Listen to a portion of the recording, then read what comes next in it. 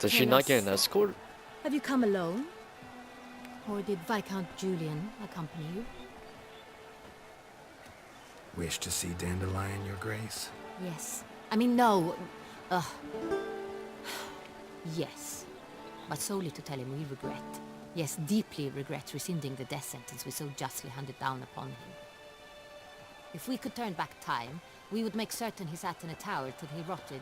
No, we would ensure he was broken on the wheel, then drawn, hanged, and quartered. Damn.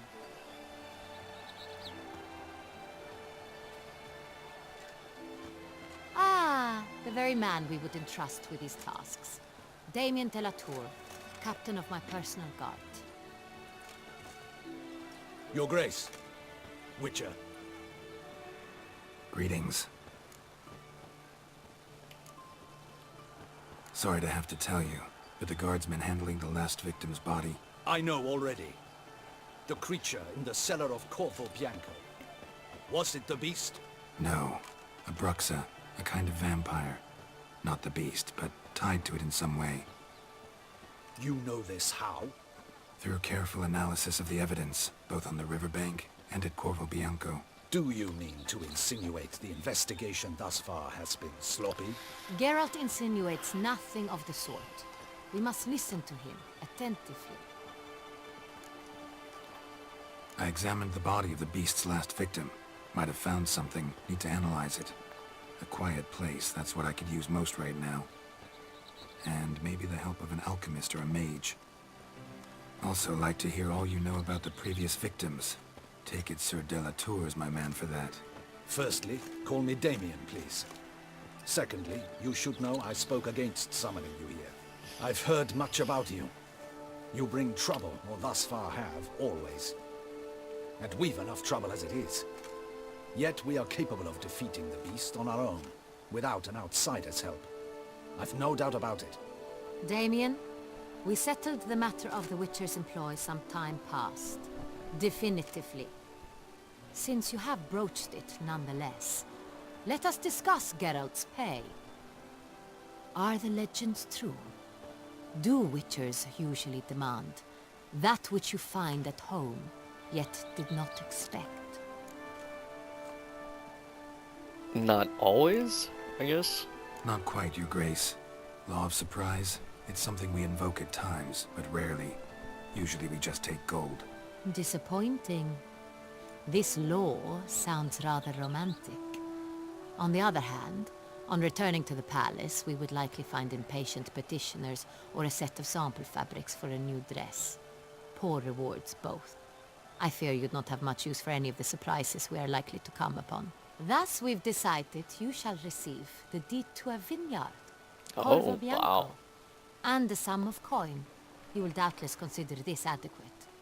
Oh, is that when they gave me Title the to the paintings and vineyard stuff? shall be given to you at once. Surely you'll need lodgings while you hunt.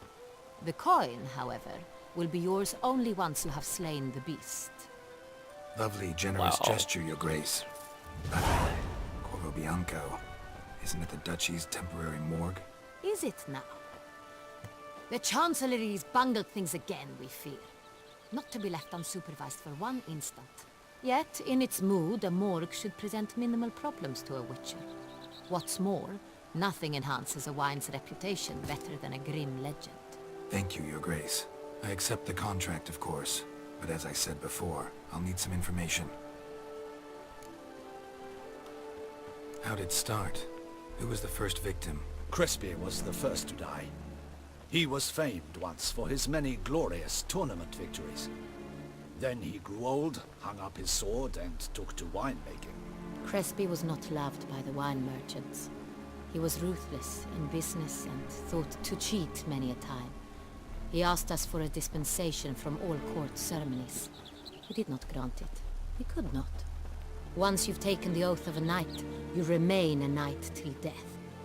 How'd he die? Where'd they find the body? Quite unusual, the circumstance. He was at a feast when suddenly one of his fellow feastgoers noticed he was missing. The town watch found him an hour later. On his hands and knees, propped against the town pillory, his sword hanging from his neck. He had died of wounds inflicted with claws, not a weapon. sentient. Loads of great force. Maybe it's a type So of he vampire. died suddenly, but the body was on its knees, meaning someone posed it. A higher vampire, maybe. So it seems. Second murder. Tell me what you know. In the city there are certain nooks. No one reasonable ventures there after dark. Ramon Dulac's corpse was found in one such place. With the first murder, terror gripped the city. Its inhabitants grew wary, kept to safe areas. Consequently, news of the second victim came to us from a group of concerned cut purses. Criminals fear the beast? Telling in a way. Take it you've excluded the possibility that Ramon died at the hands of these bandits. Do you believe me an amateur? Not hands, but claws killed Ramon Dulac. The wound was deep, clean. His body was found in the gutter, dressed in nightshirt and cap, a pillow placed under his head, and his sword replaced by a bed warmer. Ramon Dulac, a knight who but a dozen years past was an advisor to our father, the Duke. Someone went to a lot of trouble to make him look ridiculous. Maybe revenge was the motive. It's not out of the question. Dulac had shady dealings with the criminal underworld, but no one ever came forth with concrete proof of any misdoings. So, first two victims were knights, best years behind them. The same could be said of the third.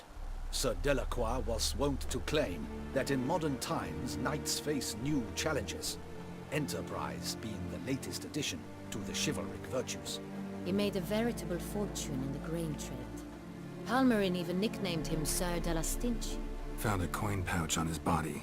Contained florins dating from various times, hailing from different provinces of the Empire. Delacroix loved coin, true, but had no patience for numismatics. The guy's voice reminds me of the, those guys part of the Trade Federation. Lots of similarities between the victims. All the bodies were found in strange places under extraordinary circumstances. Seems the murderer, whoever or whatever it is, has some meaning to convey. These were honorable men. We are horrified by the disdain, the disrespect with which they were treated. These were knights of Toussaint. Blast it. Might be the point. From what you say, none was a model of virtue. Ever considered that's what the beast's trying to draw attention to? All the murdered men were knights who swore fealty to the 5 chivalric virtues. And even if they... Knights of Toussaint swear fealty to what virtues exactly? honor, wisdom, generosity, valor, and compassion. 5 virtues. Why are they so important to your knights? Strange question. Your Grace, forgive me. I'm a foreigner trying to understand another land's customs. You are forgiven. According to legend, the virtues we cultivate were bestowed Oh, upon yeah. us by the Lady of the Lake. How we truly came to espouse them, none remember. In Toussaint, we believe men of low birth should be simple-hearted and obedient. We expect much more, however, of our knights. They are to be soldiers and courtiers, lords and servants. Thus, the need for clear moral guidelines. At the time of his dubbing, a knight vows to demonstrate throughout his life honor, wisdom, generosity, valor, and compassion. Beast seems to be pointing up moral decay, denouncing it. Victims were all humiliated. Might have been murdered to emphasize their lack of specific chivalric virtues. Honor compromised by the pillory. Wisdom by ridicule. Generosity by a coin pouch shoved down a throat. It seems to fit, true, though not perfectly. Can't discount the theory if it's on the lips of everyone in town. Say our reasoning's right. Next murder will be just as showy and denounce the victim's lack of the 4th virtue, valor. We can also assume that victim will be an elder knight. Let's think. At the moment, all the knights are either at the tourney grounds or in the palace gardens. Our annual hare hunt shall begin there shortly. Have you heard of the custom? Milton mentioned something. Seemed excited to prance around in a bunny costume. Not sure why. Hang on. Strange circumstances. A knight advanced in years. The famed cowardice of rabbits. Could it be that simple? Is Milton de Peyrac Peyren the next victim? Milton also knew Delacroix. Told me so down by the river. Damien! To miss something so obvious. De Peyrac Perrin, Crespi, Delacroix, and Delac formed the nightly team.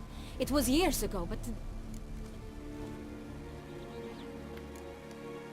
They were a team? They were close friends, tightly knit, and as such earned the trust of our father, the Duke.